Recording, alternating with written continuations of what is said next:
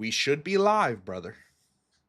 Alrighty, folks, we are live. Welcome back to the Vol Talk podcast. You are here with myself, Blake, and that is my brother Austin, and we are here to talk all things volunteer sports. And today, Austin, we are going live yet again because yet again there is some big news. Now, typically on Monday nights we would be doing and we still are going to cover the base series this past weekend against Kentucky. So we'll cover that towards the end of the show. But first, we got to cover some breaking news, Austin, and we're a little late on this now, but Tennessee basketball just got it's pretty much its biggest recruit ever in terms of just straight up rankings. And then just breaking as of about 20 to 30 minutes ago, it looks like we have found our quarterback in the transfer portal. And bro, the prophecy has been fulfilled. We are officially doing a de facto trade. I mean, there are no trades in college football, but essentially this is now a trade because we are going to land Joey Aguilar. In a sense, you could say it's a trade because UCLA is getting Nico, which we've covered yesterday, and we're getting their quarterback. Was supposed to be their starter this year. He transferred there in the winter portal window from App State. He started his career at App State as a 3-star and was really good his freshman year. Actually, was better his freshman year than his sophomore year, and we'll kind of get into that a little bit later in more details. But yeah, I mean, I don't listen. Lukewarm take here. I don't know what to think. We'll see because I think to say he's just QB1, he's going to start immediately. I think that would be kind of foolish. I think there should absolutely be a competition between Aguilar and Merklinger and even McIntyre, but definitely Merklinger at the very least because Merklinger's already been in the system for 2 years and Aguilar has less than 6 months, as kind of like we discussed yesterday, to learn this new system. And so, yeah, in my opinion, it should definitely be a competition. Yeah, I mean, surely most people will agree with that, right? I mean, at the end of the day, we want the best guy starting.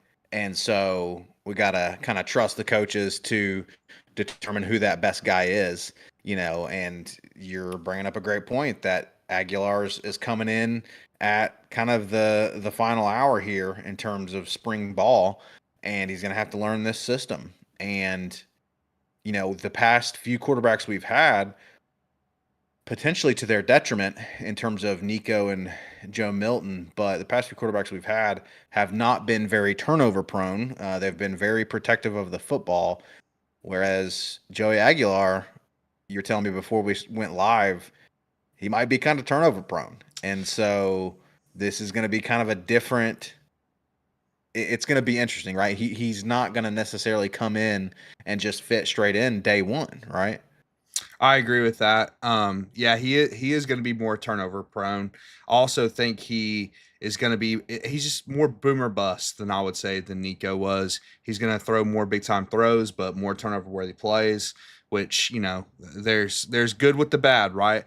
I will say though, for a guy who's turnover worthy prone, Josh Heupel has shown to be able to coach that out of quarterbacks, or at least put his quarterbacks in a position to make reads to not have turnovers. I mean, Hendon Hooker in particular. I mean, dude, he threw like what 2 or 3 interceptions his final season with Yep. Tennessee. It was incredible the run he went on, and even Joe Milton, who a guy you would think is more volatile and would make more turnover worthy plays, just didn't under Josh Heupel and his system. I think his system just protects quarterbacks in that way. So if you could coach the turnover worthy plays out of Aguilar with the system, right? You put him in a position where the reads aren't that difficult and he just makes less poor decisions and you get the big time throws out of him, then all of a sudden, you've gotten the best out of Aguilar and you're taking the worst part of his game out. So that's kind of like best case scenario. But again, I think to me, dude, I'm not gonna say I'm rooting for Merklinger to win the job because I mean the storyline is juicy, right? I mean you're getting UCLA's quarterback while Nico's going to UCLA, and that comparison is going to be there all year now. And there's good and bad with that, right? It's good if it's going well for us and poor for them, and it's bad vice versa. It's going to be ugly, like the kind of conversations that are going to go down. But ultimately, I think there needs to be competition, and I think Merklinger should be the leader in that competition right off the bat, right? I think they need to give him an opportunity to start here, unless they just completely don't believe in his development, which I don't. I don't think that. I don't think they've shown that. Um, but the competition is going to be interesting because Aguilar is going to be a very motivated, right? I mean, I think that's why Oh he yeah. just entered the portal like yesterday, and he visited us today, and I think he wanted in particular to come here. Because he got replaced by Nico. And so, what better storyline than to come to the place that Nico left? And of course, we don't have details yet about how much he's getting in his NIL contract.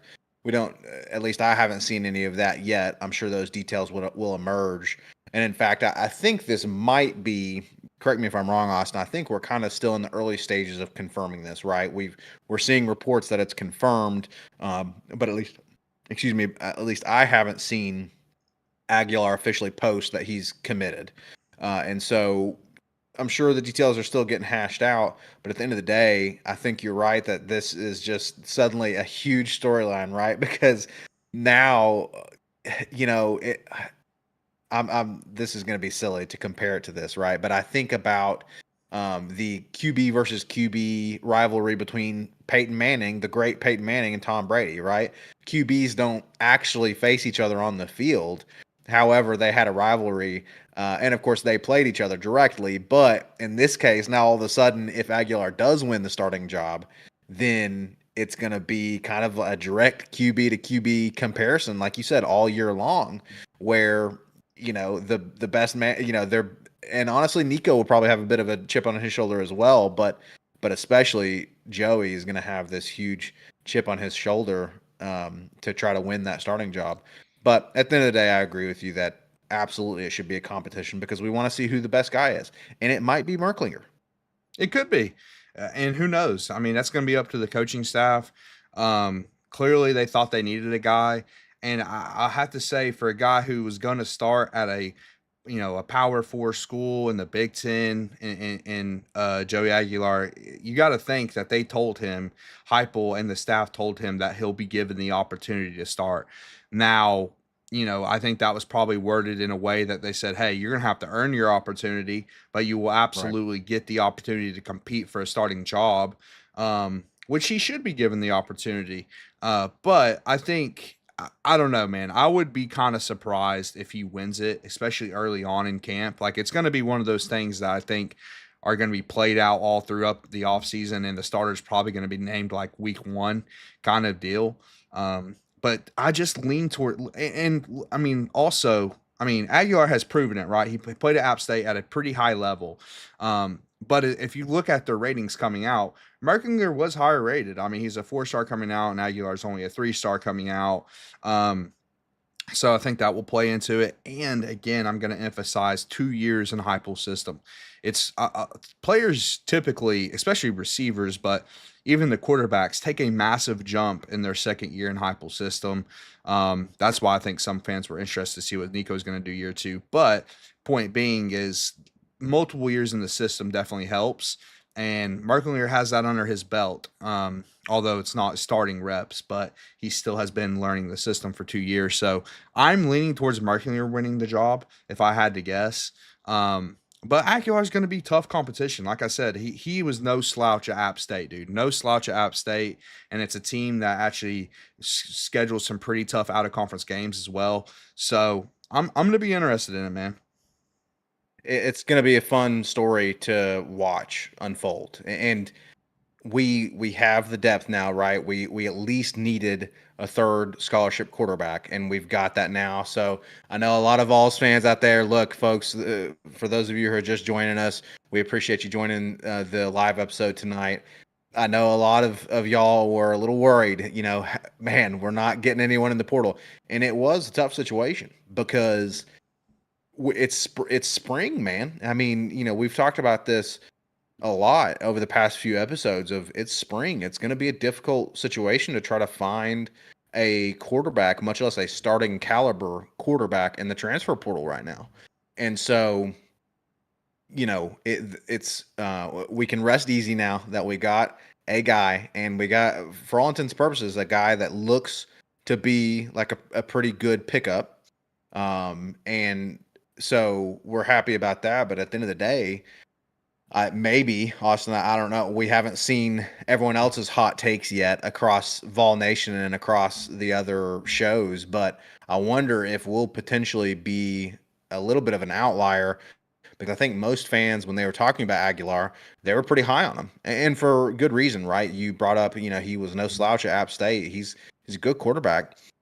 So, there's nothing wrong with being high on the guy, especially just the fun nature of this storyline now, all of a sudden, right? But at the end of the day, I couldn't agree more with you that, it's not a lock that he's going to be the starter. And that's okay, because ultimately we've been talking all along that we had guys behind Nico that were very talented and, could potentially be QB1 material. And so I'm not worried. I'm going to be excited to watch this story unfold as we watch Aguilar kind of get plugged into the system, watch the competition. But I also think you hit the nail on the head that I absolutely agree that I don't think a starter is going to be named until probably right before the game, at least on, officially. So that's going to be interesting. Folks, let us know what you think in the chat. Again, we appreciate you guys joining us. If you're just now joining us, we are doing our regular weekly episode, but we're going live since we had this breaking news with Aguilar going to Tennessee, and essentially a de facto trade between UCLA and Tennessee. It's not actually a trade, but it's essentially we have swapped quarterbacks.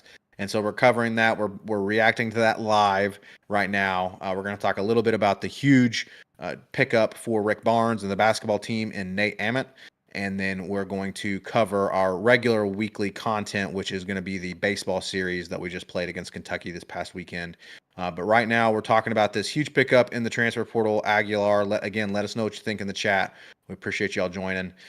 Austin, dude, what is your biggest worry about Aguilar? The Turnovers. The Yeah, I turnovers mean, for sure. that's pretty clear, right? So his freshman year, he came. Listen, if we got him after his freshman year, I would actually be extremely amped up, because he was looking like, coming right out of the gate, throwing 33 touchdowns to only 10 interceptions as a freshman. He still had a pretty high turnover worthy play rate. I think he actually has a fumbling issue just based on what I'm seeing on PFF. And I didn't watch him much. I was telling you before the broadcast that we watched him in that North Carolina game a couple years ago. Freshman quarterback took, 17th ranked North Carolina to double overtime. And as an App State quarterback, that's really impressive as a true freshman, dude. And that's what he did in 2023. But yeah, dude, he's, again, like I say, he is a boomer bust player. You're going to get a lot of big time throws out of him. He has a pretty high big time throw percentage, but he's going to turn over the ball. Now, to my point earlier, can Josh Heupel coach that out of him? Or at least can the system protect him from making Right. poor decisions? I think that's going to be an interesting question. And because we've seen him before, right? I don't think anyone expected Hendon Hooker to turn over the ball as little as he did, or Joe Milton, the same thing. Those two guys hardly ever made poor decisions. And even Nico, to a certain extent, although he started turning over the ball more than we've seen in years past from Tennessee quarterbacks. So that's going to be interesting, because if you can just get the best out of the guy and take away, or at least like protect him from himself in a way as far as the turnovers are concerned, then I could see this being a pretty high end starter. And listen, he's coming from App State, so he was playing lesser competition, but it also means he was playing with lesser teammates. And that's going to be a part of it as well. So, what happens when he gets a 5-star guy like Mac Matthews as a receiver? And our O-line is a big question mark. I'm not going to lie. Like, when we get into the season review or season preview, excuse me, the offensive line is going to be a question mark. So we don't know what's going to happen with that. They could improve, so we'll see. I hope they improve. Last year wasn't great. And I think that would be important for whoever's quarterback, whether it's Merklinger or Joey Aguilar. But yeah, man, listen, I think a lot of fans want him to win this job, and look, I think Heupel wants him there too, right? I mean, Heupel. I don't know how many guys we were really targeting. It's hard to know who all we actually targeted. And to your point earlier, Blake, it's spring, so it's going to be very hard to lure a guy away from a spot during this, during spring ball and things like that. So, but I think Heupel wanted him and he wanted to be here. So I think Heupel is going to give him a legitimate chance to start.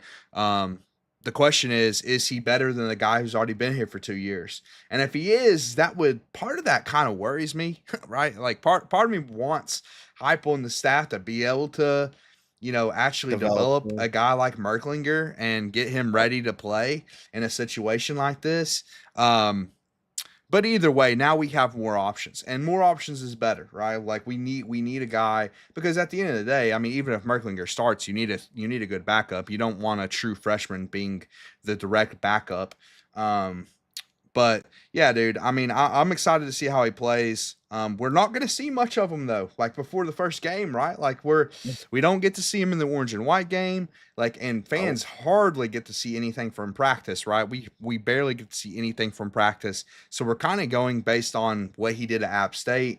And then game one, right? Listen, game one, since game one is game one Syracuse? Oh my goodness. If game one is yep. Syracuse, that's a little worrying because like you're not gonna really like do a QB competition against a team like Syracuse. They were actually pretty good last year. Like we kind of need to solidify the starting QB position by week one. Yeah, I mean 1,000%. Because if I'm not mistaken, Syracuse is returning quite a few starters, and so they're not going to be a slouch team. And I agree with you that you can't start your season, especially with a fairly big out of conference game. It's not like it's a huge non conference game, but we're playing Syracuse, right? We're not playing Chat State or something, and so it's gonna be a decent competition, something that we very well. It's not going to be an easy game, and so we need to have a solidified starter, no doubt, and especially one that the coaching staff is confident in, because that's going to be my biggest worry. Is okay, do we know for sure, right? Because if we're not confident, if we still have a battle going on going into week one, not only is that not good against Syracuse, that just means that shoot, obviously no one has set themselves apart as a better quarterback, and that's worrying. So It will be worrying. And dude, I mean, I just did the quick math. The Syracuse game is less than 5 months away. We're talking about a 4 month window where Joey Aguilar has to get on a plane from California, get to Tennessee, and learn a whole new system after just trying to pick up the UCLA system. Like, I think. And Vols fans might not want to hear this, and you can let us know in the chat if you don't like what I'm saying. But it's going to be pretty lofty expectations to expect a guy like that to learn an offense in 4 months and go start against Syracuse. Because again, Syracuse has a good coach. Y'all need to go look into their coach. He's a damn good football coach. Won 9 games last year, beat Miami at the end of the year to basically crush their playoff hopes. So we're yep. talking about a really good football coach and a good team. So August 30th against Syracuse, man, it's going to be very interesting to see who QB1 is. And yeah, I mean, I'm excited, but at the same time, again, I'm kind of leaning towards if Merklinger doesn't win this job, like I'm kind of nervous about that in a certain way because it's like it then and that tells me that Heupel clearly wanted a starter in the portal and that Joey Aguilar was his answer to that starter. So I don't know how I feel about that. Yeah, that's gonna be worrying, and well, worrying in the sense that, like you said, at the end of the day, you hope that your QB2 was learning your system enough, and that you had faith enough in him that he's ready to be QB1 at any moment, right? And that he has the talent to be QB1, and he's been learning the system for 2 years. Whereas, again, as you're talking about, really Aguilar's going to have like 4 months because he's not going to be here immediately in Knoxville. and in practice, right? It's going to take some time for him to get here and then get in plugged into practice. So one thing that I'm interested to learn, Austin, and again, folks, thank you all for joining us as you're hopping in here. Please feel free to hop in the chat. Let us know your thoughts. But one thing I'm interested to think about, Austin, is again going back to okay, what kind of deal is Joey Aguilar getting? Um, Nico was getting paid almost 2.5 million a year, and I cannot imagine we're going to pay Joey Aguilar anywhere near that. And so my question No. becomes: is does that just become savings for the boosters and the collective, or can we then repurpose that money and Well, either try to keep guys that are potentially leaving or pick up some more pieces? Well, your answer is in our next topic, which is Nate Hammett, dude. That money went to the basketball team, and that's how we got a 5-star Nate Hammett. So there's your answer there.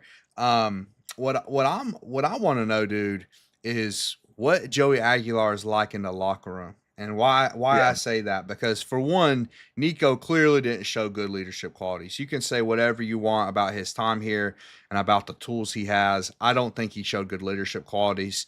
And that was the cherry on top with that was him skipping practice before he left here, before Josh Heupel right. told him to leave. But a true freshman doesn't win a lot of jobs, man. I mean, it's a 3-star. It's not like he came out and he committed to App State as like a 4-star or a 5-star, like one of their highest rated recruits. He won the App State job as a true freshman quarterback, and they hung with him all season long. So they clearly saw something in him early. And I'm curious how much of that is leadership qualities, because I think we need that, man. Because and maybe Merklinger will pick up that slack. But if you just look at past guys, because even Joe Milton, who we had criticism for Joe Milton. I think all Tennessee fans had some criticism for Joe Milton. But we're talking about a guy who lost his job, who stayed at Tennessee, waited his turn, waited for Hendon Hooker, was happy for Hendon Hooker and his success his whole time here, and started another season and showed great leadership in developing Nico and everything. Like that's who Joe Milton was. And then, I can't say enough good things about Hendon Hooker and his leadership. And then we had the Nico debacle. So I think a good leader is, listen, it's an intangible that goes underrated at times, that is going to be interesting to see how Joey Aguilar possibly picks up that slack. And it doesn't even have to be in a starting role. I mean, we saw that with Joe Milton. Joe Milton was a leader even when he wasn't a starter. So I think that's gonna be interesting, dude. And to your point earlier, dude, nobody's gonna have a bigger chip on his shoulder than Joey Aguilar coming into the season, knowing that UCLA basically gave up on him in the spring and brought Nico in after probably promising Joey the job. Like that's Right. probably what happened. Let's be honest. He was promised the starting job, and then Nico became available, and they said never mind. So he's gonna be plenty motivated. It's going to be motivated, and I think you are bringing up a really important point about the leadership qualities because, dude, I am fairly certain, I'm over 90% sure I've got it on one of our episodes on camera in 4K, not exactly 4K, but close to 4K. But if we don't have it on record, I know that I said to you privately that I had question marks about pretty early. I won't say early on into the season, but after a few games, towards about the quarter way point into the season, I had question marks about Nico's leadership and about his ability to be a starting SEC quarterback and lead a team, right? Because he was showing that he was kind of timid. He was showing that he couldn't make quick decisions, right? And granted, he was still very young at that point. I get that. He was still freaking 19 at that point. So I get it.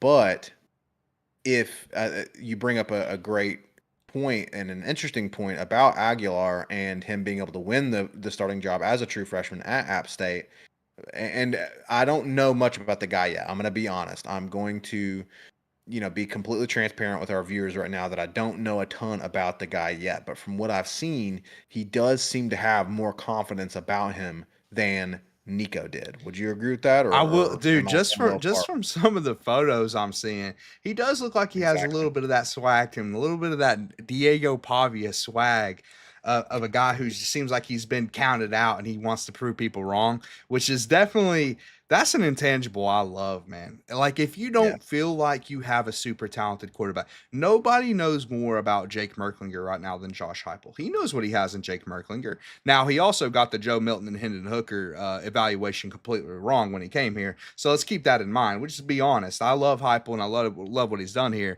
but he got that one wrong. He got that one dead Yeah. wrong. But he knows what he has in Merklinger. So if he doesn't think he has, or if he feels like Merklinger's not ready to start yet, then getting a guy with a ton of confidence, a ton of leadership, a guy who is not afraid. This dude, just listen. I've got the numbers in front of me. He is not afraid to air it out. He is not afraid to make a mistake, and he makes a lot of big plays because of it. Now he also makes a lot of mistakes, but he's not afraid to air it out, man. He's clearly not lacking confidence. I can tell just by his numbers, just the kind of numbers he puts up from touchdowns and interceptions and everything like that. That he does not mind to make a mistake or two. But so yeah, I don't know, man. That's going to be interesting because I don't think we've really had a guy like that yet either. Like, I mean, Hendon was kind of just he was reserved guy, but he could you could tell he was leading the troops, like he was leading the charge, but he was locked in at all times. Joe Milton, pretty similar, I would say, not a very like bolsterous guy. Uh, but Aguilar, I don't know yet either, Blake. I really don't. I haven't watched too much of him. Um, but it seems like he might be that kind of guy. So that's going to be interesting to see too. And at the very least, dude, I think a guy like that could really help young quarterbacks develop, which is going to be important, man. Like that is extremely important, and we have seen that here during Josh Heupel's tenure already. So, also think a guy like that could come in and win over a locker room pretty quick. And if he wins over the locker room, right? If he wins over the locker room, I think he's going to win the starting job. Like I think that's maybe what it comes down to. But I've also mentioned, Blake, how I believe Merklinger's teammates love the guy. I really do. I think from what I've seen, I mean, listen, we can only get so much from social media, but players use that these days, man. Players use that as a way to communicate in a weird way. And so I think it's not a terrible thing to base it on. But I mean, posting pictures of Ethan Davis and Mike Matthews, like starting players that will start next year and make huge impacts, seem to really like Merklinger. So I think that's going to come into play too. It's going to be a fascinating, and of course you have the Nico aspect too, right? Like the comparison to Nico all season long, which could again, this could burn us bad, man. This could be like a BVS moment, burn us bad. It like just in all honesty. Now, do I think it will? No. We went over UCLA's schedule last night and we predicted 2-10. Now that might have been tongue in cheek. However, they do have a pretty tough schedule. In all seriousness, they should be really happy with 6-6 with the schedule they have and the talent they have on that roster. And I don't know, man. I would be pretty shocked if we went 6-6 next year. It's not like I'm not going to say it's out of the realm of possibilities, but I would be pretty surprised with the amount of talent that we have on our roster if we went 6-6. So I'm thinking from a wins loss perspective, we will definitely outdo UCLA. Now, listen, don't take that as a prediction, people, because I don't want to look like a fool on this podcast right now. Yeah, you have an interesting history of predictions on this podcast, so let's not dip into that voodoo quite yet right now. But I'll dare to do it, and I'm gonna take the under on UCLA going 6-6. I think they're gonna end up below 500, and I'm pretty strongly confident that we're gonna end up over 500. Now, am I gonna be the one that looks like a fool come 6 months from You now? could. Maybe. You could. I could, but I think that's a pretty strong lock given UCLA's schedule and, like you said, their talent versus our talent in our schedule. So it is going to be an interesting story, though, man. It's we've never really had. This is just there's so many firsts It's to true. this whole It is situation. true. There's so many firsts, and you're gonna see, folks. You're gonna continue to see this headline that we put in our thumbnail of it's a de facto trade. It's again not on paper, but essentially we're swapping quarterbacks, and you're gonna see that headline a lot. And all season long, it's gonna be, who came out on top, who's getting now. Nothing's listen. I don't care. Nico could shock the world and go on to freaking somehow suddenly become a superstar, and UCLA goes into the shoe and beats Ohio State and shocks the world. Okay, well All now of we're getting in La this La Land. we're getting in La La Land, but follow me here. All of that could happen, and it still doesn't change the fact that Nico wanted more money and then ended up with less. That's true. Nothing, nothing's ever going That's to a change fact. that. That's a fact. So they did fumble in that way. But yeah, that won't happen. I will guarantee that won't happen. That's one guarantee I am willing to make. Um, but yeah, dude, I mean, it's again, it's gonna be a fascinating story. Like you said, it is so many firsts in a way. And we keep calling it a de facto trade, which, we're getting their quarterback and they're getting ours. However, the difference is that they had to pay theirs almost 2 million. I'll be very interested to see what we had to pay Exactly. their quarterback.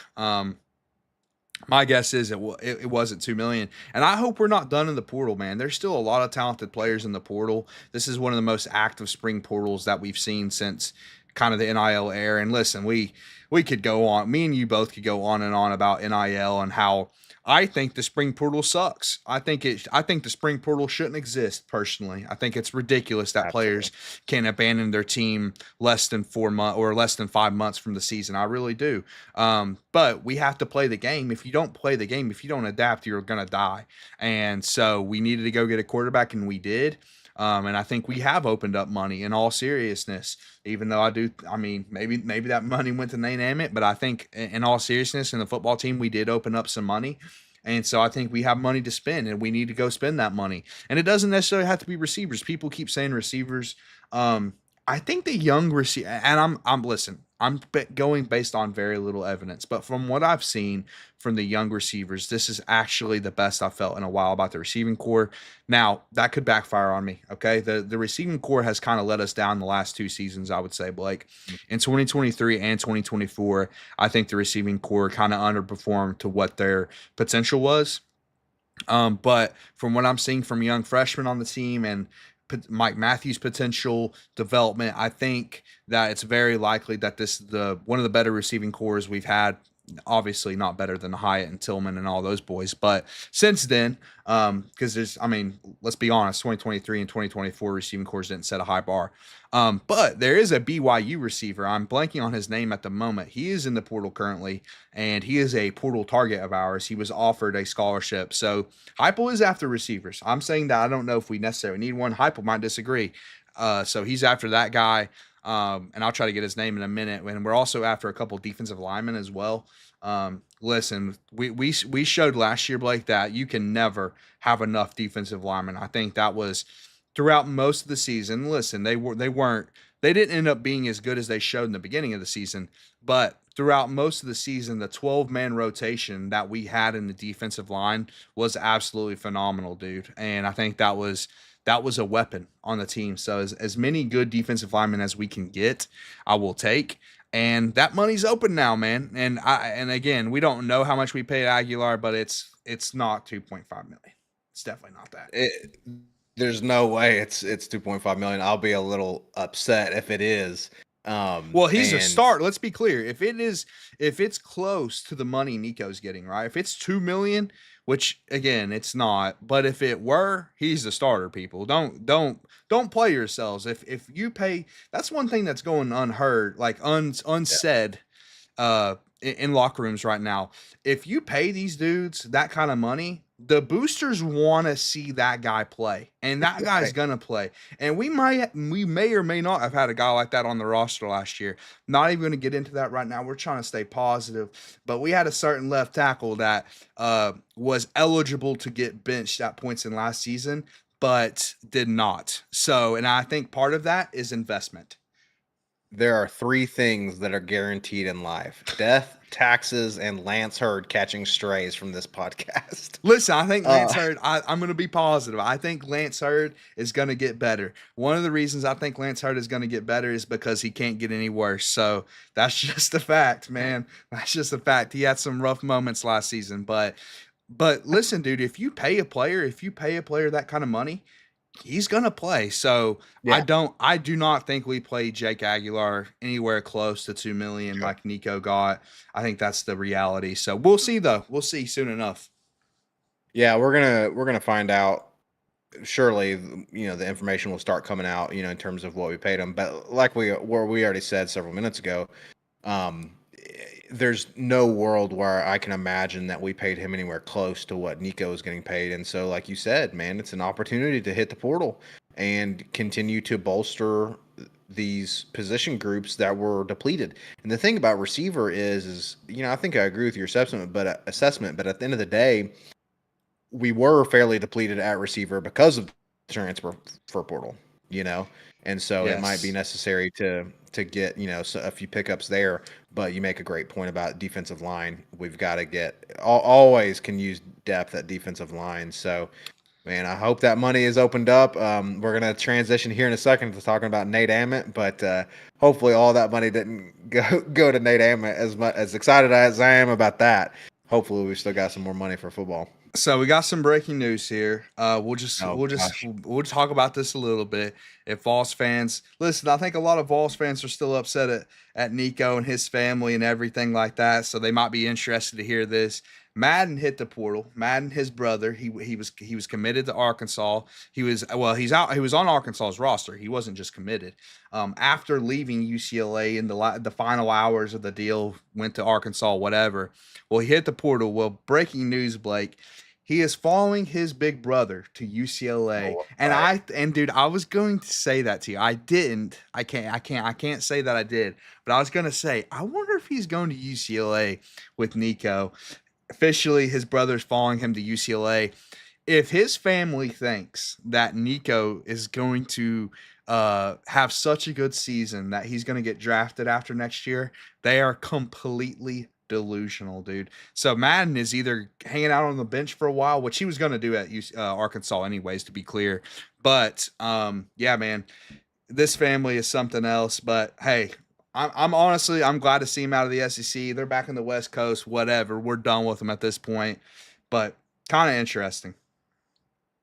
It is very interesting, and honestly, my immediate reaction conspiracy theory is going to be that this dad, Big Nicky, is so freaking greedy that was probably he probably couldn't get the money that we know he couldn't get the money that he wanted for Nico, and so I wonder if part of the backroom deal was, hey, we're going to bring on Madden too, and y'all are going to pay him X amount so that the total money that the family is getting is a little higher than what Nico would have gotten alone.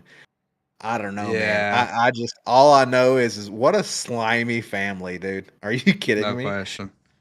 So, That's B. Cole, this is crazy. not good for Tennessee. Please explain, because if you've listened to the whole stream, I not sure if Joey Aguilar is going to be the starter. I don't know. He might have been brought here for competition, like just depth piece, and we've kind of went over all that. I believe Jake Merklinger is going to be the starter. And I also agree that it's not good from us from the comparison perspective. Now, Heupel might have enough confidence that he's sitting here saying, "Okay, I want the smoke. I think we're going to be more successful than UCLA, so I'm fine with the Joey Aguilar and Nico comparisons." But from every other perspective, at the end of the day, us letting go Nico, no one is saying that was a bad decision. That was absolutely the correct call. We should have never paid him 4 million. And honestly, dude, I think getting him off the books for 2.5 million was a good play. If I'm being completely honest with Yeah. you, because I don't think he was worth 2.5 million at this point. And I'll be completely transparent as well. Some Vols fans may not admit this. They might think, "Hey, Joey Aguilar, that's my guy." Like, and he's my guy now too. He wants to be here, so I want him here. But I'm not going to sit here and lie and say he was my number one potential Right. portal target. No, he wasn't. He absolutely was not. Avery Johnson was probably the name I was wanting the most, but it's just unrealistic to find a high end starter 4 months before the season starts, dude. We need a Yep. starting quarterback in 4 months. It's just completely unrealistic to expect, okay, we're going to go get a starting caliber or a high end starting caliber quarterback. Because Joey Aguilar is definitely a starting caliber quarterback. I just don't know. I mean, he's definitely not one of the best SEC quarterbacks right now. I mean, if any Vol fan says that, they're just not being truthful, man. He's not. Now, he could be. He could be. That's always in the realm of possibilities. I've said that, hey, he's a very boomer bust player, right? Like that's what we've been talking about. A lot of big time throws you're going to see from Aguilar, but you're going to see a lot of turnovers as well. That's the reality. But Heupel and his system have protected quarterbacks from turning the ball over. So that's an aspect of this that I'm very interested to see. Because if you can eliminate his turnovers, all of a sudden he is a high end quarterback. He's a very high end quarterback and is going to be way better than Nico was last year. And he's going to be a great SEC quarterback if you can eliminate his turnovers. But the factor still remains what you've already talked about, which is that short window to get integrated into the program, to learn the offense. Now, we've talked in previous episodes about the fact that Heupel's offense is thankfully a fairly simple offense to learn for quarterbacks, and it's good for quarterbacks, but it's going to be difficult for him to develop that much that quickly in a few short months. So again, this podcast, our official position is that, hey, may the best man win. And so maybe it is Oh Aguilar and yeah. he has that chip on his shoulder, but maybe it's Merklinger and we're going to be okay with that. So Johnny Cole says, I'm not real thrilled about picking up Joey, but I do trust Josh to do what it takes to get the Vols where we want to be. Yeah, Johnny Cole, that's kind of exactly where we're at, right? Is, we're gonna ultimately see.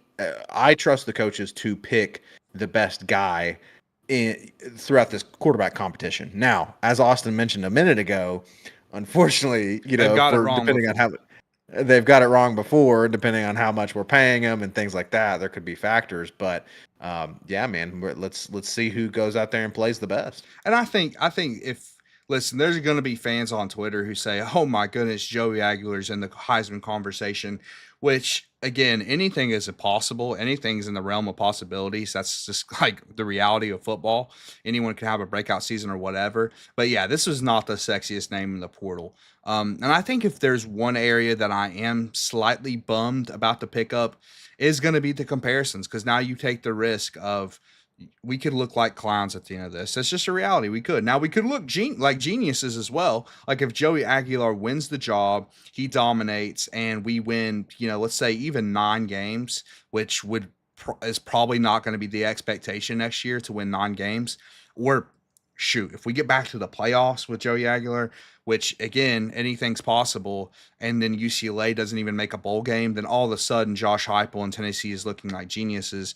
Now, that's not my prediction. My prediction, if you want my official prediction, who's going to win the starting job, I think it's going to be Merklinger. I think he's had 2 years in the system. He's developed for multiple seasons under Josh Heupel, and I think he should be the favorite to win the job. He was also, for whatever this is worth, which it's not worth much. We just saw Nico have a subpar season at best as a 5-star. But he's was a more highly rated recruit. He was a 4-star coming out, whereas Aguilar was only a 3-star coming out. So I guess there's a little something to that, despite the fact that those star ratings are very consistently terrible. So that's something you have to take into account as well. But Well, yeah, the stars not meaning much actually speaks to what B Cole just said in the chat. Actually, he said, I that agree with Tennessee did that. the right thing with Nico, but if Tennessee wants a top team, they have to put the money out. Money talks, absolutely. But here's the deal: unfortunately, especially with recruits coming out of high school, as we saw with Nico, and again, these star ratings, they're not always accurate. And Nico didn't pan out to be the guy that we thought he was. And we paid him at the time one of the biggest NIL deals, or if Yeah, not the biggest NIL and it deal that didn't had work ever out. happened. And it And it didn't didn't work work out out. for us. Now, but ultimately, I agree with what you're saying, B. Cole. But the problem is, and this is what me and Blake have talked about on this stream, is what were the options? Like getting a guy out Right. of a system he already knows in the middle of the spring portal after a lot of the spring games have been played. that's a really tough ask for a guy. Honestly, if I'm being honest, Blake, if I was a kid like Avery Johnson in that position, and Tennessee's a great job to have. Obviously, you're playing in front of 102,000 fans every Saturday. You're in the SEC. You're under a really good head coach, but that's a lot, man. I don't know if I would say yes to that kind of deal because it's just a lot to do to learn an offense in 4 months, and the expectations are going to be lofty, man. Exactly. Whoever wins this job, listen, Vol Nation is pretty unforgiving for bad play. We've seen that in the past with a guy like JG, who was a good guy, but when he played bad, man, people let him know. Like people let Which him by know, which man. which by the way, Joey Aguilar kind of looks like Jarrett Oh my Garantano, gosh, dude! just a little Somebody bit. said that in our Twitter chat. That is true. He kind of does look like him. He, Uh, he kind of looks like JG, but no, you're absolutely right, and I think you're hitting the nail on the head, bro. I'm so glad you brought up that point that fans are disappointed, and we get it. We're kind of disappointed too, but at the end of the day, who again, what that's such a tough position to be in, right? Where you're gonna have, especially a guy like Avery Johnson, because Avery Johnson or Rocco Becht from Iowa Iowa State, State. those guys would have almost certainly been expected to start, Yes. right? And that's a ton of pressure, dude. And can you learn a system in 4 months? It's tough. It's gonna be tough, and so And that would be a really difficult situation to be in. they also may be more loyal guys than a guy like Nico. Like I Yeah, respect a guy exactly. who stays where they're at, right? I they're exactly. it's the team that got them where they are today, and so I kind of respect guys like that staying. And who knows who we targeted? We don't know who we targeted. Josh Heupel might have been targeting a guy who say, "Hey, we don't know if we want you to start, but we want you to compete for the starting job." And if you pay a guy 2 million, if you pay a guy what you were paying Nico, then the expectation is for him to start. There's no competition. And you can't even pretend like there's going to be a competition because you pay him 2.5 million. Well, everyone on the roster at that point already knows who's the starter is because that's going to be public information. They're going to see the NIL deal and they're going to say that's the starter. And I don't know if that's what this locker room needs right now. From that perspective, I think Merklinger and McIntyre and everyone on the roster wants to see those guys have an opportunity to take the starting job. This might have been the right play. And also, we also have to we have more people in here. Appreciate y'all watching. Again, hop in the chat. Let us know if you're a Tennessee fan what you think of this, or if you're not a Tennessee fan and you're here to hate watch. Let us know if you hate the pickup as well, or if you love the pickup because you want us to see us fail. But listen, Aguilar is interesting, dude, because we talked about there may be a leadership quality there that you can't really measure, right? You can't really measure it because he comes into App State as a 3-star and starts immediately as a true freshman. How many true freshmen do you see do that? Not many guys. And it's not like App State is some bum team either. They don't play in the toughest conference, but they play tough. That's the thing, and they're competitive every year.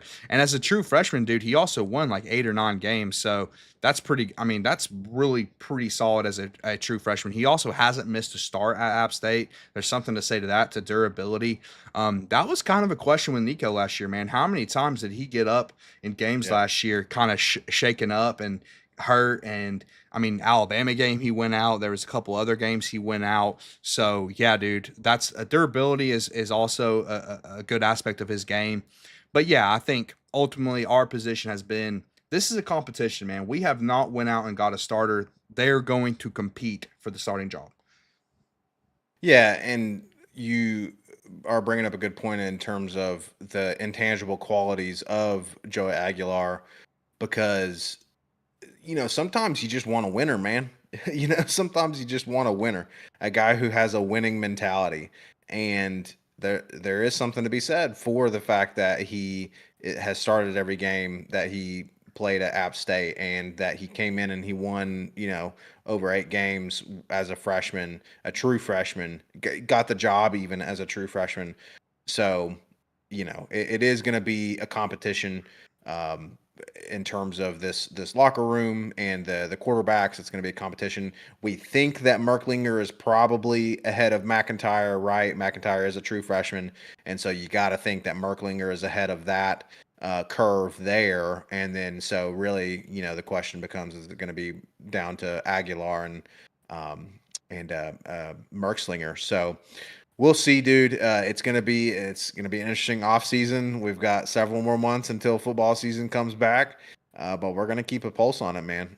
We're gonna keep an eye on all of this. And again, we appreciate you guys joining us for this live stream. We are live reacting to the news that Joe Aguilar is officially coming to Tennessee. In a very weird and interesting situation. So we appreciate y'all joining. Austin, is there anything else that we can say about this Aguilar situation? I'd also be interested because we're talking about now that we have potentially this money opened up to who we're going to target. I'm interested in that too because let's say Heupel and the staff did go after some of those big names on the potentially. By the way, Avery Johnson and Rocco, quarterbacks like that were not in the portal. To be fair, we were actively tampering with those quarterbacks that weren't. I mean, because it's open tampering season. By the way, everyone's tampering. So the point is that now that we have our guy, maybe we're targeting those big guys, but now that we have our guy and we know what's on the books, then maybe we can say, okay, now we have this money that we can allocate towards those other positions. So who knows? Maybe in the coming days we'll have more news about the receivers potentially that we're targeting, or some of those defensive linemen I mentioned. So yeah, it's going to be interesting to see how they build the roster around them.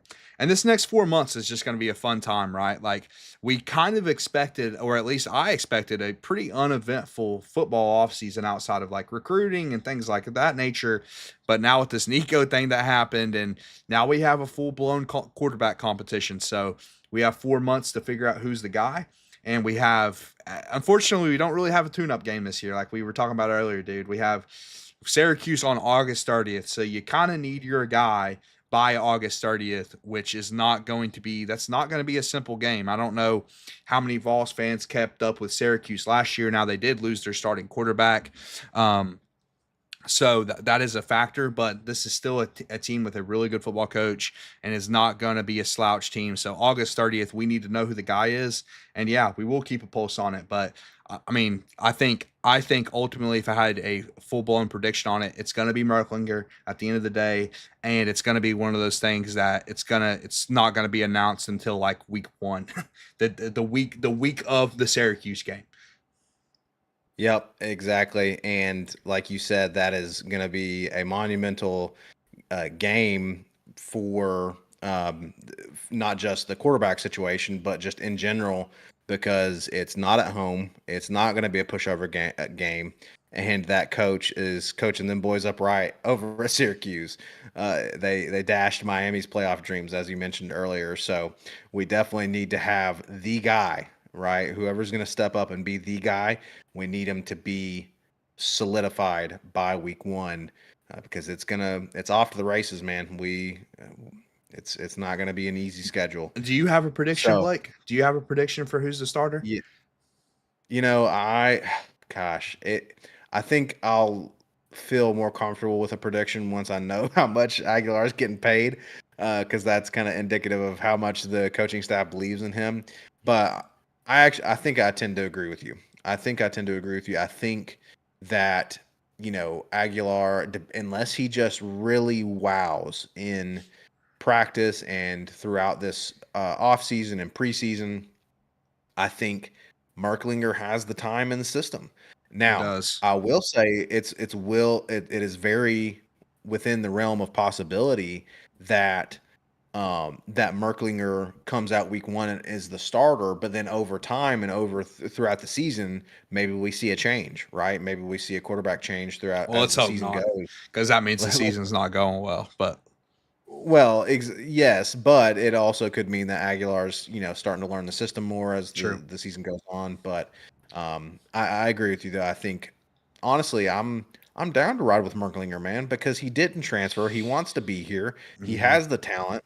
Why freaking not, man? I think the interesting thing with the competition is, I hope he's Hendon Hooker too, man. No question about it. I think the intangibles are what you're going to see from Aguilar. That's going to be interesting. If he's going to win this competition, it's going to be the leadership and it's going to be the swag, Exactly. because there's something to that guy. Every picture I see of him, Like I'm not a good photo taker, man. Every time I take a photo, I look like a goofball. This guy just looks like he's just made for the moment, made for the camera. Who knows? I could be. That's just the vibe I'm getting from Aguilar, what I'm Right. seeing on him. So if he's got that kind of intangibles to him, then maybe he wins over this locker room and maybe he wins the job. But and again, the chip on the shoulder, man. Like that's again, it's all the intangibles right now that we're looking at saying, hey, this could be the deciding factor. But I'm rooting for Merklinger, man, because he does want to be here. He could have transferred, Blake. That's we haven't brought that up on this show yet. Merklinger could have transferred. We're talking about a 4-star out of high school who everyone expected him this year, after this past season, to transfer because hey, he's already been here for a couple years. He can go get a starting job, and he didn't. He stayed here, so he clearly believes in Heupel and the staff and wants to be in Knoxville. And we want guys to want to be in Knoxville, man. That's at the end of the day. So yeah, man, we'll see. That's what we've been saying since the very beginning of this Nico situation. Nico held out of practice. He quit on his team because he wanted more money, and ultimately he didn't. He thought, again, to use Heupel's quote, he thought he was bigger than the program, thought he was bigger than the Power T, and he's not. And that's the kind of guys that we want at Tennessee, are the kind of guys who are going to give their all for Tennessee. There's a reason that sign exists in the locker room, right? And there's a reason we have a history of great players like Inky Johnson and Eric Berry who lay it all out on the line each and every Saturday for the Vols. So those are the guys we want, folks. We'll see how this quarterback competition goes. Again, we're holding strong at a good amount of viewers here, so we really appreciate y'all's support. Please consider, if you haven't already, go ahead and give us a subscription. Drop a like on the video; it really helps our channel. We're slowly but surely kind of growing this podcast and continuing to improve the production quality of the podcast. So let us know what you think of the new thumbnails. If you're a longtime Vol Talk listener, we've been trying to up our thumbnail game as well. So any support y'all can give us, we would really appreciate it. Austin, if you have any other thoughts on Aguilar, I think maybe we've been talking a little bit about the NIL money, and if Nico leaving kind of freed up some NIL money for another huge pickup, Tennessee just can't stop picking up huge players. And so unless you have any other final thoughts on Aguilar, maybe we'll segue over to the absolutely massive pickup for the basketball team, which most people are going to have heard by now. It's kind of old, but we want to cover it. That this 5-star small forward, Nate Ament, the highest rated recruit that Tennessee has ever brought on, is officially committed to the Vols and Rick Barnes. And man, it is an absolutely massive pickup. Rick Barnes is rolling. He absolutely is, dude. He's having, for a guy who people were debating, is he going to retire after the season? This is the season that he could potentially retire. Was the guy gone? He ain't. He's not recruiting like he's retiring. He's recruiting like he's going to be here for another 5 years. So that's just how it's looking right now. I mean, he's having a phenomenal offseason in the portal and recruiting wise. Starting to get excited again about Tennessee basketball, man. But yeah, as far as Aguilar is concerned, if anybody has any questions about it in the chat or wants to fire up some conversations about it in the chat, we can get back to that. Or Nate Ament. And listen, I don't know a lot about Nate Ament, dude. I really don't.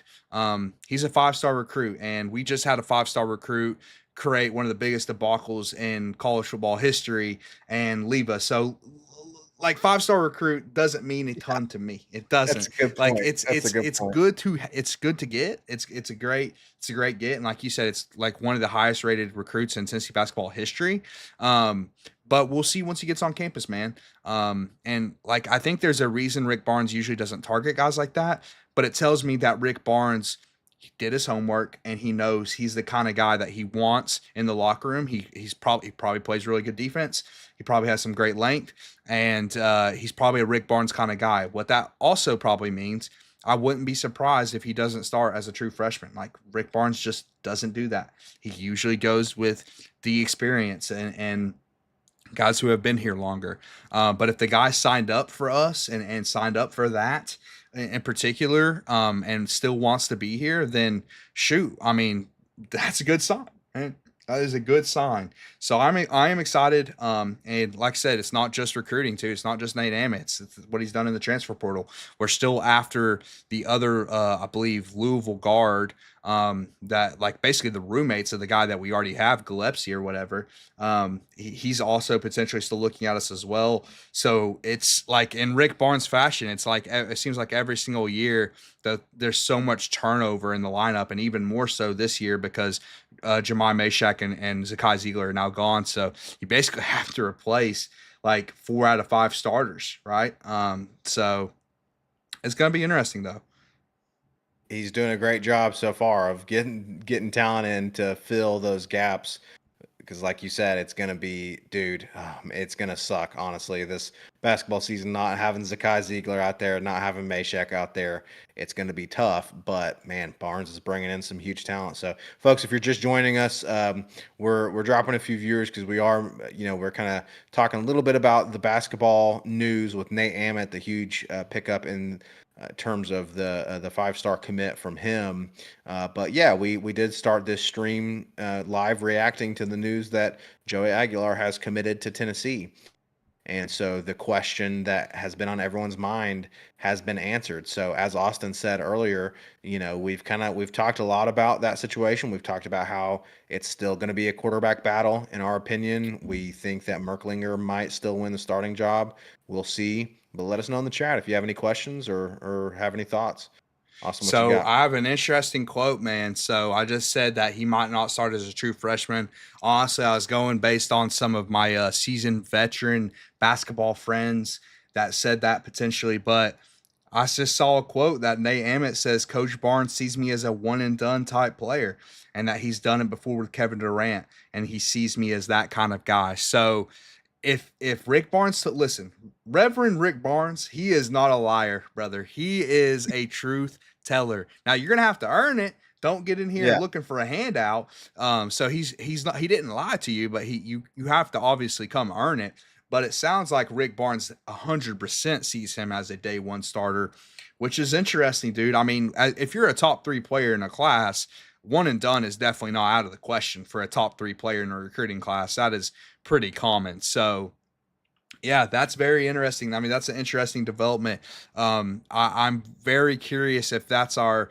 Listen, we said Dalton Connect, then we went to Chaz Lanier, and Chaz Lanier was supposed to replace that offensive production of Dalton Connect. Now we have to replace the offensive production of Chaz Lanier. Maybe Nate Ament is our answer to that offensive production that has left with Chaz Lanier, even though, of course, listen, until further notice, Dalton Connect is that guy. Like, I'm not comparing any of them to Dalton Connect because Dalton Connect is a once in a generation kind of college basketball player. But yeah, man, that is very interesting. If Rick Barnes told him he sees him as a one and done kind of guy, I 100% believe him. Like Rick Barnes ain't a Butch Jones type man. He's not a used car salesman. He's not selling you No. BS, dude. He's being honest with you, which is pretty exciting, dude. To get a guy like that to commit, that means we could be seeing. It could be like the Dalton Connect day, man. Like that season where we're seeing a electric player, and Tennessee basketball is like really really fun to watch because of it. So pretty excited Yeah, about that. because Tennessee basketball doesn't have a ton of one and done players in our history in terms of that kind of level of talent, especially freshman one and done. So it is going to be interesting to see him play. Of course, the question on my mind is still how much of Nico's money was transferred directly into Amit's into Amit's bank account. Hey, Who knows? Look, regardless if it stays with football or if it went to basketball, all I know is that's money well spent because Nico sure as hell wasn't worth 2.5 million. I'll tell you no, that much. man, no question about it. I mean, and if that gets us a Final Four, then I'm cool with it. Because listen, we saw 1 year in Nico. It's not. I wasn't saying after 1 year in Nico we're getting a national championship out of that guy. So I would much rather have a shot at a Final Four than have a guy like Nico who listen. The market said what Nico is worth. He wasn't worth 2.5 million. He didn't even get 2.5 million. So yeah, absolutely, we'll take that trade all day. Give me Joey Aguilar and Nate Ament in a one-way trade for Nico. I love it. 1,000%. I'll take that every day and twice on Sunday, folks. Listen, if you're just joining us, we really appreciate it. Go ahead and drop a like on the video. Go ahead and subscribe. And listen, please stick around. Here in a minute, we're going to have to deal with the elephant in the room, folks. If you're new to Vol Talk, the Vol Talk is we talk all things volunteer sports. Okay. We talk all things related to Tennessee sports. We got Blake Bursinger in the chat there. That is a Getting the friend of QB mine. conversation back Uh, up. he's getting the QB conversation back up. Appreciate you joining, Blake. Is he a Vol? Nice. Is he a Vol fan? That's the question. He is not. He is not. He is a Gamecock fan. Ooh. Oh, a Um, Gamecock fan. Okay. Hey, it's better but than that Ohio State fan we had in here last night. I'll tell you that. Wait, anybody's better than that guy. yeah, for sure. Blake, we'll get to nice name, by the way. We'll get to your comment here in a Nice second. name. Unbelievable. I did want to say real quick, look, folks, those of you who are watching right now, we appreciate you joining us. We're going to continue talking about all this stuff. I do want to just give you a heads up, though. Please don't click away from the video. Here soon, we are going to have to deal with the elephant in the room, which is we're going to have to cover the baseball series this past weekend. We don't want to do it. We don't have to do it. But again, if you're new to Vol Talk, we talk all things Vol sports, and we love the baseball team. But unfortunately, things didn't go our way this past weekend, so we got to get that out of the way here in a minute. But with that being said, let's get back to the chat here. Lynn says, roll Vols. I love it. Thanks, Lynn, for joining us. Daniel Hightower says, man. Richie got banned from the chat, brother. Richie's banned, dude. Richie is now in the Vol Talk lore as a troll. Listen, he's a secret Tennessee fan. It's all good. He said he was a Buckeyes fan. He's a secret Tennessee fan because he likes to spend his time in the Vol Talk podcast. We put out good content. Okay? We accept all fans from. If you want to listen to Vol Talk, we accept it. But exactly. we do not accept crap in the chat though. But Blake, that is an interesting topic. Is it a panic move? I think part of it. Listen, if you're just being honest, you have to panic to a certain extent. Your quarterback, who you thought was going to be your starting quarterback, just transferred away, or actually was told to go away. Let's not retell the story, people. Let's not retell the story. Josh Heupel told Nico to leave, but at the end of the day, our starting quarterback left 4 months before the season. So there is going to be a little bit of panic in that, and say, hey, we have to find a guy. But what I've said in the past, and what I'll say now is, Heupel set us up in a position to be okay in a spot like this because he kept recruiting the quarterback position, dude. He got a guy like Merklinger on the roster, a 4-star. He recruited a guy like George McIntyre, a 5-star, at one point in time on the roster. He has Faison Brandon, the number 1 quarterback in the 2026 class, committed. So at the end of the day, he future-proofed, man. He said, listen, okay, first of all, you have to future-proof in a certain extent because you don't know if the 5-star you get on the roster is going to be good. And by the way, Nico wasn't. Even though he was going to be the starter, he wasn't good. He was average at best. And two, a situation like this, Blake, you never know in this day and age in the NIL era, right, if a situation like this is going to come up and you say, okay, now we have to rely on the 4-star on the roster. We have to rely on the true freshman 5-star on the roster. So luckily we didn't have to panic too much. And that's why I think Joey Aguilar is not here to be a day 1 starter, right? He's going to have to come earn this job. Now, if he does earn this job, then so be it, right? We're going to roll with our guy. That's how we are with Tennessee. I've said this in the past as well, but we're loyal to who's loyal to us. And Joey Aguilar clearly wants to be here. So we're going to roll with our guy if he ends up being the starter. But luckily we didn't have to say, okay, we 100% need a day 1 starter in here because we have nobody else on the roster. There's talent on the rosters, thankfully, because Heupel kept recruiting the position, the most important position in football. Exactly. And quarterback is so critical for Heupel's system too, right? It's, this kind of offense that likes to spread defenses, likes to get the ball downfield and, take those long shots every now and then. So you got to have great quarterback depth. You got to have great quarterback play. And Heupel is a national championship winning quarterback himself. So he knows the position. He knows the position.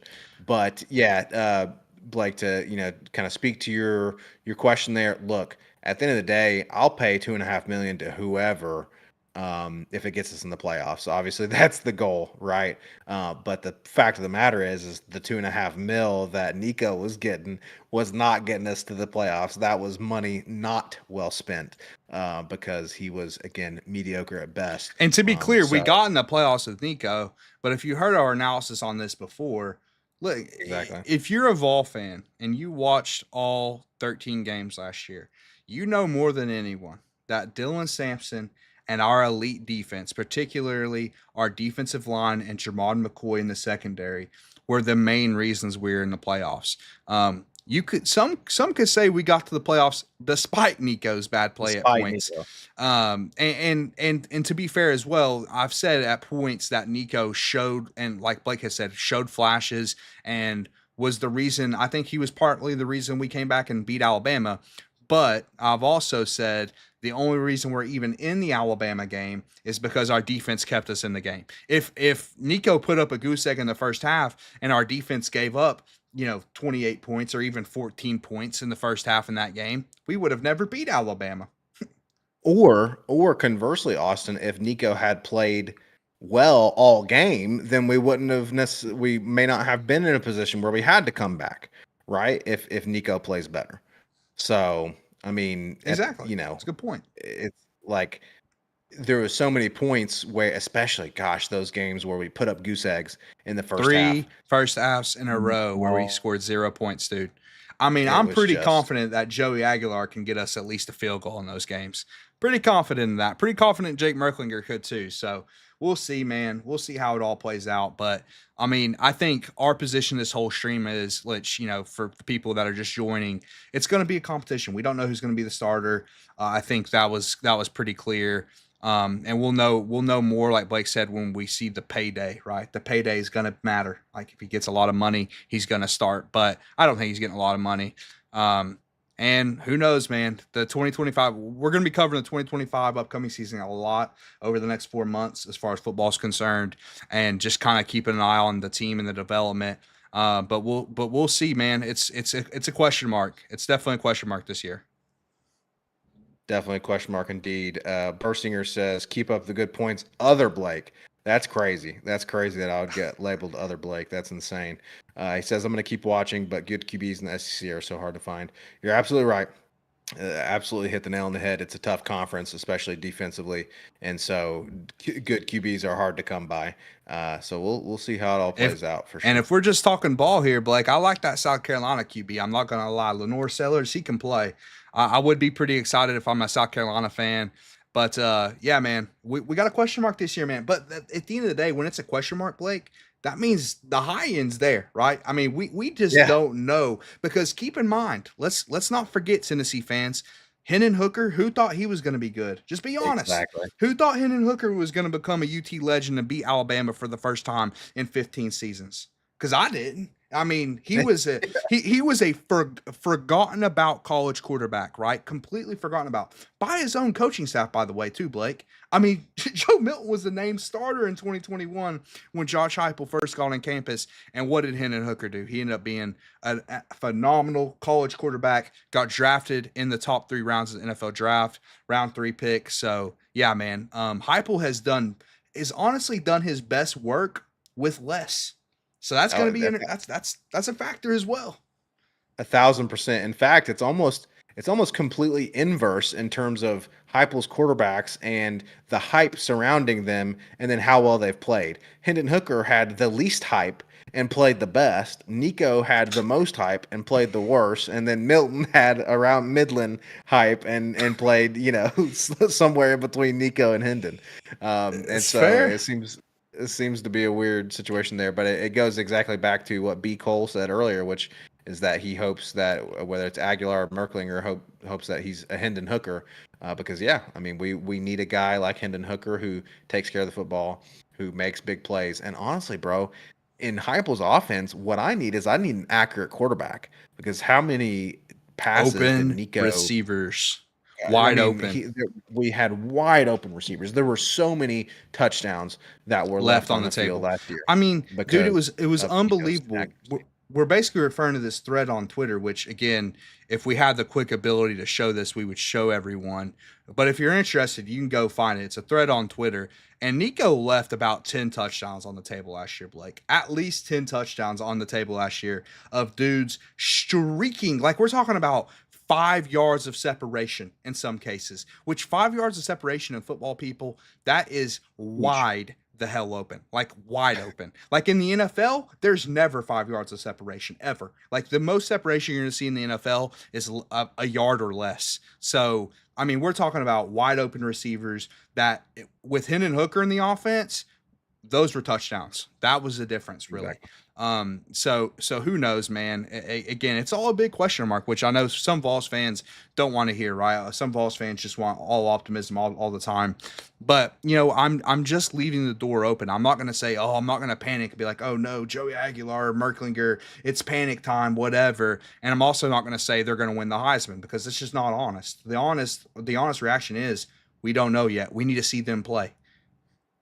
And here's the deal, Austin. We've said this so many times that Nico was a question mark going into this season as well. So it's 100%. not it's not, there's so many people who just have exposed themselves on Twitter and elsewhere at YouTube Of not where watching football, they yes. they don't watch Tennessee games, they don't watch college football, and they think that Tennessee is just in some huge deficit. Now, do not get me wrong, as the great Josh Pate has said, it's not necessarily like we're just absolutely winning with this, right? Because we spent over $4 million on Nico, and that's money essentially down the drain, and it's not a good position to be in to have to try to find a quarterback in the portal in spring, tracking all that, right?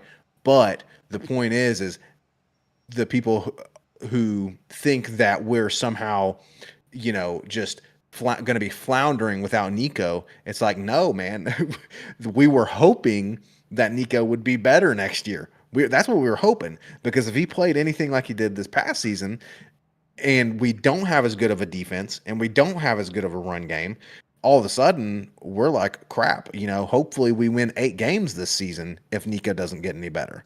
And so That is a phenomenal point, dude. That was in my circles. And listen, Vol Twitter can be different. There's a lot of blind optimism on Vol Twitter, but in my circles, those were the conversations, Blake. The question was, are we going to be able to get to 8 wins with a listen? Our schedule wasn't as tough last year, but it's going to get tougher this year because we have year 2 of DJ Lagway on Ford on the schedule. We're going down to the Swamp. That's looking like a tough game. Just talk about the Syracuse game, Blake. First game of the season. Usually we have a tune-up game. This year we do not. We have Syracuse first game of the season. So if Nico didn't significantly improve, dude, with a lot of other question marks on the roster, right? And like a lot of turnover on defense. Just lost Dylan Sampson, our best player on offense. And the offensive line, dude, that's another thing. And listen, let's not get too pessimistic. I'm trying to keep some optimism, but I have my question marks about the offensive line, dude. I really do. A lot of people are going to expect David Sanders to come in and play right away and be great. I would not bank on that. You do not see that a lot out of true freshman tackles. Offensive tackle is an extremely hard position to come in and dominate right away because one, he doesn't have the size yet, and two, it's just you're playing dudes who have been in college football for 3 or 4 years, right? And they're just fully developed, basically men ready to get in the league. And that's just going to be really tough to come in and dominate right away as a tackle as a freshman. So the line is something to keep an eye on. And we'll cover that, man. Again, we have 4 months, right? We have 4 months until August 30th. We'll be covering all that Tennessee football because I know that's what people want to hear about. But we do have those baseballs that we got to get to. Unfortunately, lost this weekend, but yeah, man. So well, that's actually, I'm about to drop a poll in the chat here if I can figure out how to question is do too it? long. Yeah, how to do it. I was about to ask the folks in the chat if they are planning on immediately tuning out. Don't do that. Don't do that. We one- gotta cover baseball at some point. Listen, we won't talk baseball for long, but because surely there are some baseball fans in the chat. we cover baseball here as well because and it's unfortunate that we have to talk about a loss, right? That is very unfortunate. But especially if there's going to be any Kentucky fans in the chat, because they like oh to no. troll and lurk around. Let us Listen, know. Let us know if Kentucky, there's any Kentucky fans watching. they listen, bro. We've talked about this. They got to cling to everything they got these days because it's rough Well, in Wildcat country. well, Okay, we so got to take. Hey, we got to take the L when we got it right. They got the best of us in baseball or baseball, and it is baseball season, so we got to own that right now.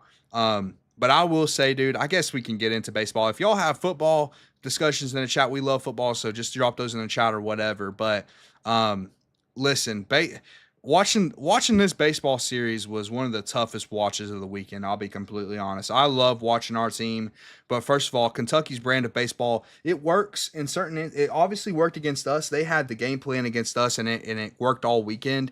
But watching the small ball and the stealing bases and us just like all of that, dude, it was nauseating. That was a not a brand of baseball like I'm accustomed to watching Tennessee hit bombs and us dominating. In that way, but that just didn't happen this weekend. Like they're pitching out the best of us, and everything. So yeah, man, that was tough to watch. it was a tough series to watch. And folks, we're gonna just quickly kind of get through this baseball series here. I see Lynn dropped us a question in the chat, so we'll get to that here in 1 second.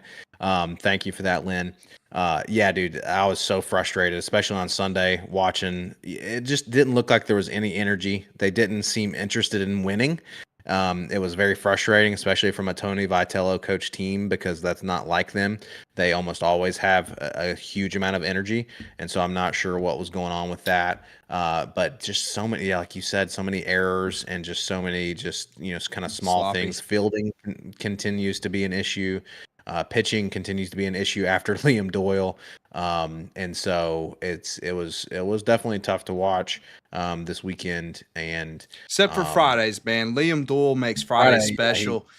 gosh, He is special, man. If listen, for everyone in the chat, appreciate y'all watching. We got a good amount of viewers here. If you watch baseball or if you haven't watched baseball yet, you got to give Friday nights a chance, dude, because we are struggling in some series this year. We're not as dominant, definitely not as dominant as we were last year.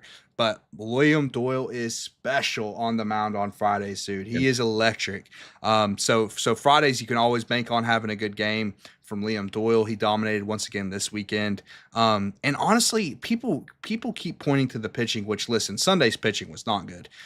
So let me just say that Sunday's pitching was not good. And I had question marks coming into the season about Sunday's pitching, man, and it looked like it wasn't going to be a problem. But then it turned into a problem. But Marcus Phillips does not deserve that criticism. Marcus Phillips had 0 earned runs through 5 innings. I mean, he didn't have like his best performance. It wasn't the cleanest performance. And to your point about the team's like attitude, I think part of it was just Kentucky's style was irritating us. We're not used to that style of baseball. So it was definitely irritating us, and it got to Marcus Phillips. I think that was part of the reason they pulled him from the mound, is it was getting to Marcus Phillips on the mound. But at the end of the day, I definitely don't think you can blame Saturday's loss on him. Like our bats just went cold throughout the week. That's part of it too. Yes, there was fielding errors, and that's what gave up 2 runs in game two for Marcus Phillips. That's why those runs were unearned. But it was mostly the bats going cold, dude. The bats just were like Kentucky's pitching. Just I don't know what it was, man. We just could not hit on those last 2 pitchers in the weekend. They had a really good game plan, so you got to give it to them. But one of the worst batting weekends I can remember from a Tennessee baseball team in since I've been watching Tennessee baseball, which is a few years now. I mean, we're talking about 2.5 years of me watching yeah. Tennessee baseball, and it was the worst batting weekend I can remember. 1,000%. And props to Hunter Inslee, the great Hunter Inslee, because Correct. he kind of injected us with a little bit of life on Sunday. If I'm not mistaken, Austin, it was still 3-0 when he hit that 2-run homer. Yes, And so 3-2. it was only 3-2 going Yep. into, I believe, the 6th or 7th. Correct. And then Kentucky just blew it wide open. And like you said, the bats were cold. So it was very unfortunate.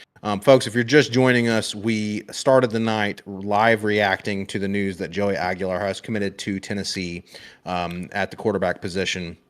We're going to get back to Lynn's question in the chat here in a second, kind of go back to some football. But we talked briefly about the huge pickup for the basketball team in Nate Ament, that huge commit. And then now we're just briefly covering the base Vols and their series this past weekend. Because, again, if you're new to Vol Talk, we talk all things volunteer sports, okay? And we love doing it. So we appreciate y'all being here. And for the people Austin, watching that, oh, sorry, go ahead, Blake.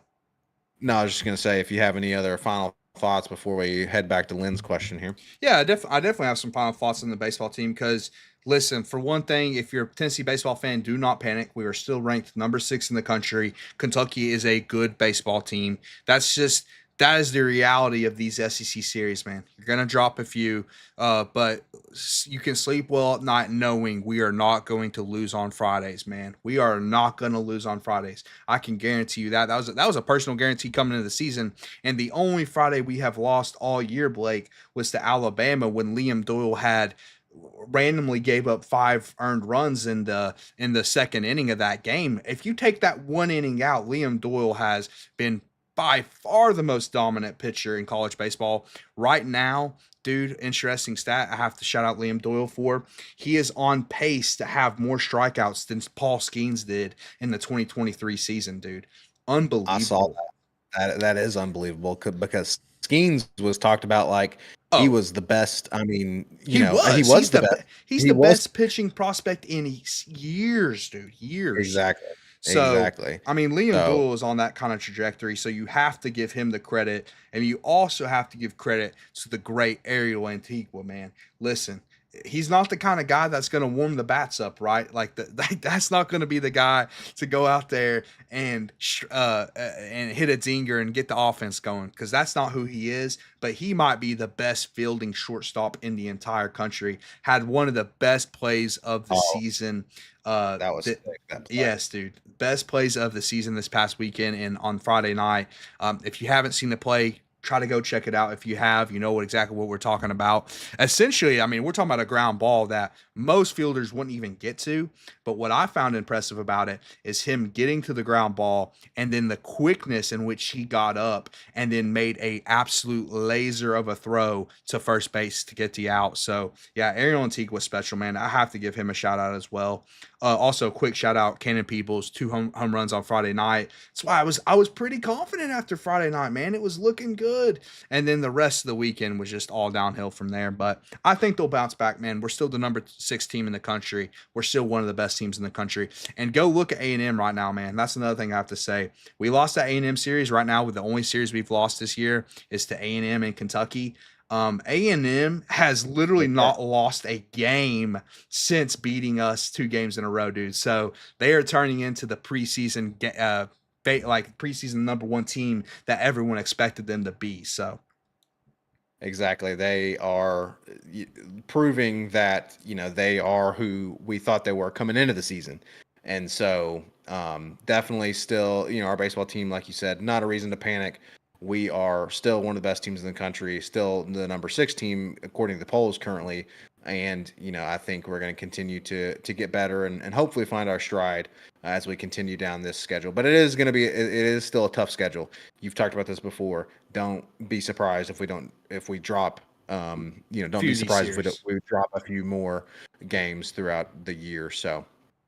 But good stuff on the baseball Vols, folks. Listen, we are defending national champions in college baseball. It feels good to be a champion. Okay, so as Austin always says, if you haven't watched the base Vols, please do so. They're fun to watch. I know most of our folks are football fans. We are too. But, dude, college baseball, and especially these Tony Vitello coached baseballs, they are fun to watch. So go check them out. We will definitely bounce back, no doubt about it. But, Austin, listen, we really appreciate y'all's support tonight. We've picked up several subscribers. We've held steady at a good amount of viewers. Held steady through baseball. It sounds like people want to hear about baseball. Hey, maybe people do. Please, if you are a baseball fan and you watch this channel at all for baseball, we would love to hear from one of y'all. Just one of y'all say, yes, we like the baseball content. because for one, I've become a huge college baseball fan, and I would love to continue covering on the channel, and we will continue to cover it on the channel. But if y'all want to hear about it, let us know. But also, I think people are here for the breaking news. If you are just joining us, okay, we got a little poll in the chat. Blake says favorite Vol sport: football, baseball, or basketball. Let us know. So far, we're at 100% football, so that's not a good look for baseball. But um, Blake says nope. I guess he doesn't like baseball. That's fine. Not everybody's a college baseball fan, but y'all should give it a chance. But I guess we can get to Lynn's question. It's funny, Lynn, that you brought that up. I don't know if you're still watching or not. The Diego Pavia as Josh Heupel's quarterback. I was kind of comparing old Joey Aguilar, the new transfer, to Diego Pavia. So you guys are champions of life. Appreciate you watching again, Rick, for getting the chat going. But yeah, man. Diego Pavia and Josh Heupel's offense might be interesting. That's not going to happen though. But maybe Joey Aguilar's got that kind of swag or whatever that Diego Pavia brings. So who knows, man? And it's interesting because Aguilar started his college football career at community college as well, just like Pavia did. And so, yeah, it's an interesting question, Lynn. We appreciate the question. I think, honestly, I think Heupel's offense wouldn't look too much different. My personal opinion is I don't know that it would look too much different with Diego Pavia at quarterback. But to Austin's point, All we these might. What happened to our Huh? chat? We're getting all these Oh, Butch Jones quotes in the chat, boys. Let's oh not go no. let's not go back to the Butch Jones there. All right, we're trying to Yeah. forget about that. I want to burn all those quotes out of my mind. Hey, maybe honestly, dude, maybe because Joey Aguilar looks so much like Jarrett Garantano, maybe Oh people are dear. getting flashbacks to Butch Jones. So, Well, he was a but Pruitt guy, so we definitely don't want to go back to the Pruitt there. I, didn't he get recruited by? I thought he got I think recruited he by probably got Butch. he probably got recruited I by think he got Butch. recruited by Butch, but then played mostly under Pro. Oh But geez. listen, Let's hope Lynn, we don't go again, back to that time. no. Lynn, as Austin said, we might get to see with Joey Aguilar because he is a kind of similar to Pavia, so we might get to see an answer to your question: what Heupel's offense might look like with Pavia, because we're going to have a different Pavia in Joey Aguilar. We will see about that. Um, Folks, again, if you're just joining us, we really appreciate your support. We hope that you'll subscribe to the channel. We've talked a lot tonight. 17% votes for baseball right now in the poll, Blake. Well, listen, I will say that I just dropped my personal vote for baseball just to try to Oh, even the polls geez. out a little bit. So, I'll be um, honest. I think I voted for football just by instinct, but that you just by instinct, even you, though I'm you pushing baseball here. yeah, you talked about baseball. You talked up baseball big, and then you voted for football. Hey, there we go. A few more votes dropping for baseball. Hey, we'll take it. Um, But again, folks, we really appreciate the support. We've picked up several subscribers. We started the night out talking about this huge news that we've landed Joey Aguilar in the transfer portal, essentially a de facto trade. It's a very weird situation, a first ever in college football. So please let us know what you think in the chat. We appreciate you all being engaging in the chat. We got Rick. Hey, we appreciate Rick's support. He's always He's pumping back, us up. baby. He's back. He is pumping us up with Butch Jones quotes and Butch Jones isms, and then Smokey joined in with a little bit of brick by brick. What do But you think? regardless, What do we you think, appreciate Rick, of the new transfer quarterback, man? What do you think of Joey Aguilar? What do you think about this guy? Because me and Blake are saying we're looking at a competition. That's kind of where I'm at with it. I think it's a competition. I don't think we went out and got a high end starter, but we got a guy who's capable of starting, who already has 2 years of starting under his belt at App State. Again, I'm interested in the intangibles of Aguilar, dude, because I mean, true freshman, won the job at App State, never lost the job, didn't miss a game while playing at App State. Those kind of things are interesting to me. So I'm kind of curious if, kind of like Diego Pavia, if he has a bit of that swagger to him, that he'll just take over the locker room and be an alpha in the locker room and take over the job. But I'm rooting for Merklinger, man. I am. I'm rooting for Merklinger. He's been here for 2 years, and I want to see him win the job personally. But Yeah, I agree with you. I want to see what Merklinger's got, and he's been developing.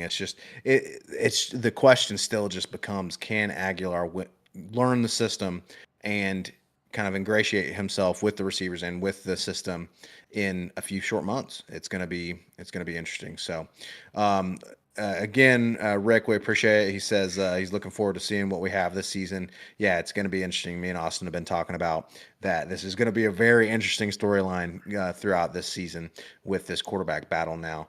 Lynn says this is her first time here. Thanks for the welcome and the info. I enjoyed it much more than where I have been watching. So, yeah, Well, we well, hey, appreciate you joining, Lynn.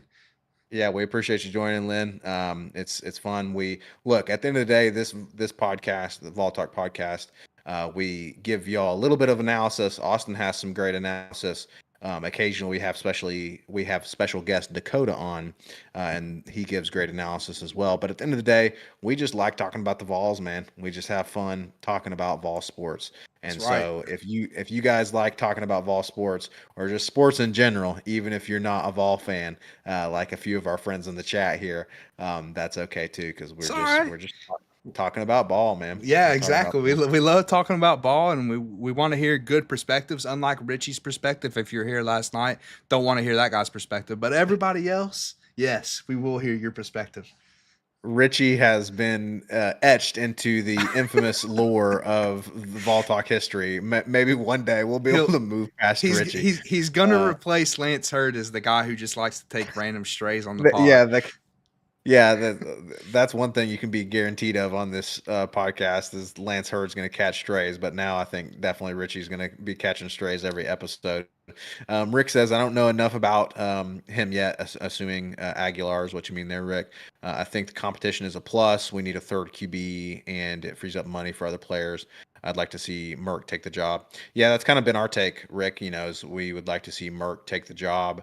And we earlier we were talking about the possibility of money being opened up Yep. from the fact that we don't have to pay 2.5 mil to a bum Nico anymore. So that's going to be Austin. We talked about that earlier. That's going to be the next interesting question this offseason is who else do we pick up in the portal, right? Do we get a couple of those defensive line targets? Do we get a couple of receivers? Whatever the case may be.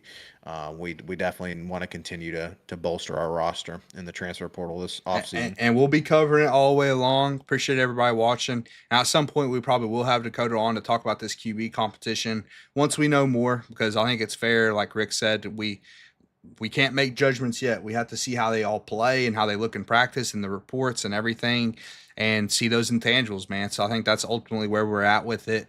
Kind of a lukewarm take, but I think it's a fair take.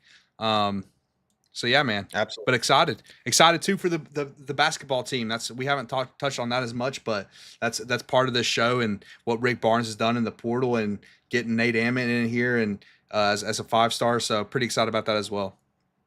Give Aguilar Rick number says 8. I like it. that would be interesting. 8 versus 8. Well, that'd be an interesting situation there. It's going to be interesting anyway, especially if Aguilar wins the job. But yeah, like Austin said, honestly, this has been a fun episode, man. I mean, we got a huge pickup in the basketball world with the commit from Amit, like you just mentioned. We did finally get that elephant out of the room. We finally got that monkey off our backs in terms of covering the Vols baseball series this past weekend. We didn't want to have to talk about that loss to Kentucky. We did lose that series 2-1 against Kentucky this past weekend, but we got through that, folks. It's going to be fine. The base Vols, they are going to be fine. And then, of course, the news of the night is Joey Aguilar to Tennessee. So, Austin, man, it's been a good night. We've had a lot of engagement. We really appreciate everyone in the chat. But what else do you have to say? What kind of final thoughts do we got? I guess the final thought is that apparently none of our fans like basketball because not a single vote for the chat in basketball. We'll keep that in mind. We'll keep that in mind. We'll keep it in our back. Hey, listen, we're gonna cover everything Vol sports, okay, including basketball. Oh, we got to mention At the this end, then, Blake. Softball team ranked number 1 oh, in the there you go. country.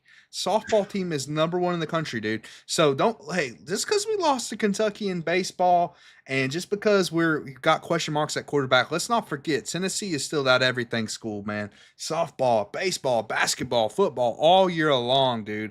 We have competitive teams. So I'm so glad you brought that up, dude, because it's so funny. We were kind of the epicenter of college football for a few days with this Nico thing, right? And fan bases were coming to our support. They said, "Hey, this was, thank God that Josh Heupel stood up to this BS and didn't stand for it."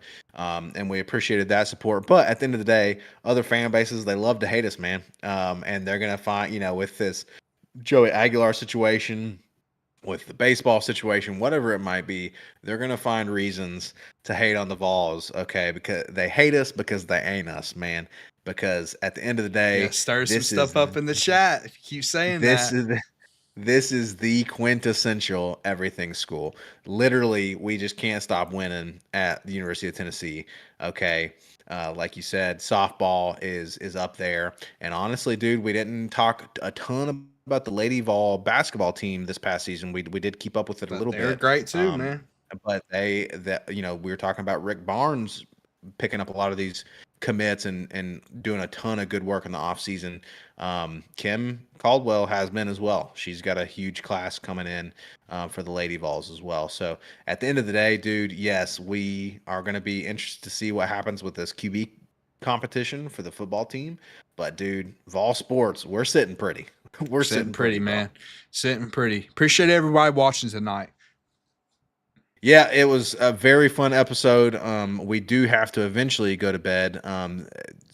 Believe it or not, folks, at 125 subscribers, this is not our day job.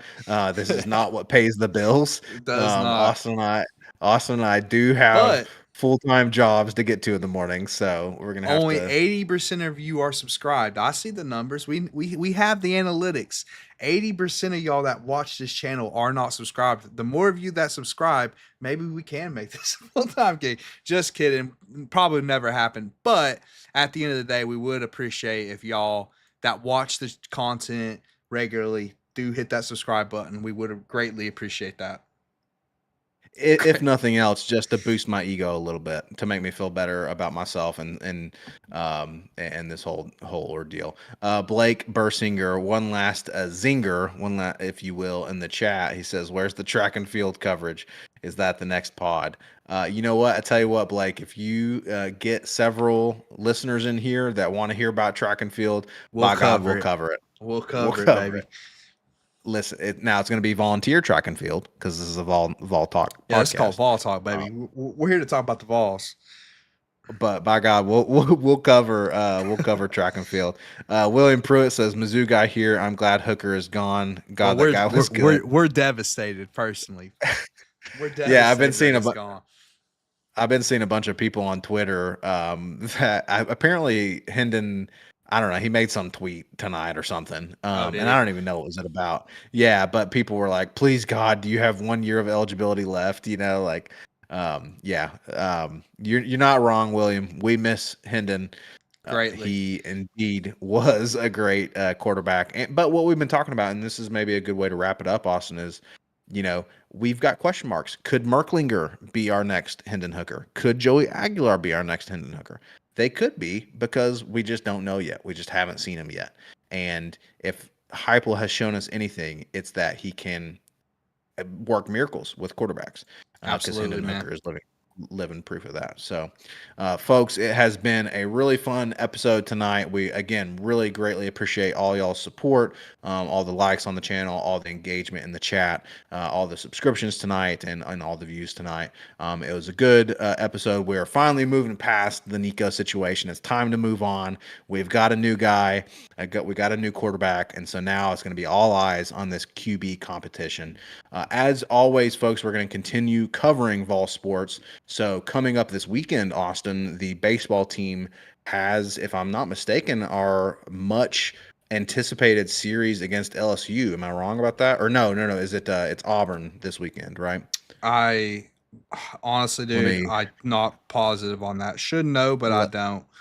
let me pull it up. I've got it right here. It is in fact LSU. That's what I thought. Okay.